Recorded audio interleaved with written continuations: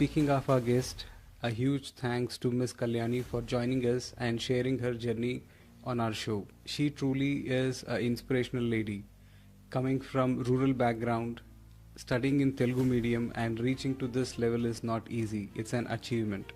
As we get into the podcast, you will get to know a lot about her journey. And finally, once you watch this podcast, I kindly request you all to give your honest feedback so that we can use it to improve the content in the next coming podcast. Thank you so much for now, and let's jump into the podcast. Welcome to MK Studio, ma'am. Thank you for accepting our invitation and taking out your time and coming here on the studio for Venture Stories. Thank you. Thank you for having me on the show. I'm happy to be here and share my journey. Thank you, ma'am. So, what is the name of your company and what exactly do you do? The company is WhatNextOversea Education Consultancy service. We guide and assist the students who wants to pursue undergraduate and master's studies abroad. Okay. That is good actually, because what I see is most of the students, they have a dream of studying or doing their masters abroad, but they don't get right guidance. I think you're doing really good by starting this consultancy. Thank you. How long has it been you started this company? I was working as an assistant professor for over a decade. Apart from teaching, I had a lot of additional roles and responsibilities. At some point, I realized that if I focus the same energy on my own growth, I could achieve something better. That's when I decided to start this. Yeah, I think we both are on the same page, because even I have been assistant professor for almost 10 years and I felt the same thing. Like everyone thinks that a teacher just go to the class, teaches and come back, but we know what exactly happens there.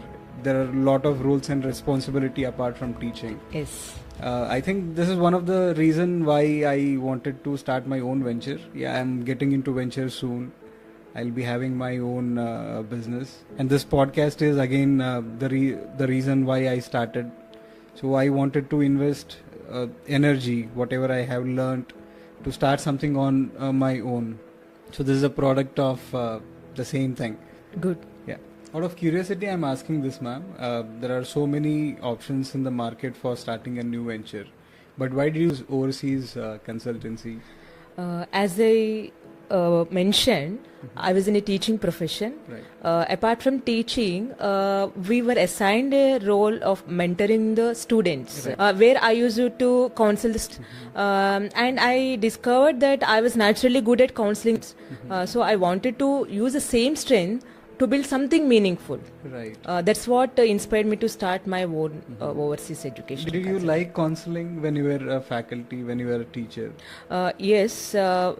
Counseling is not just my strength, and I also love doing it. It's good to know that you started something in the area of your strength and something you love doing it. All the companies have a motto behind what they do. And what is the motto behind yours, ma'am? Many students with great academic potential often end up in tier 2, tier 3 universities. Yeah, just because they lack lack of proper Yeah. guidance. Right. So here, what next mission is bridging that gap by helping ambitious students to reach tier 1 and even into Ivy League schools like Harvard and Cornell, and also other top global universities that truly match their aspirations. Right. True that many students have high potential, but they are unaware of it. And I'm happy to know that you are helping the students to realize their potential and send them to the universities they deserve. Yes. Truly a good job. Thank you. Yes, we'll be definitely continuing on this path. Our second motto is just as close to our hearts, to reach out to the students in rural areas. Right. Creating awareness about the overseas education and help them access opportunities at reputed institutions across the globe. Because everyone deserves a chance, Right. no matter from where they have come.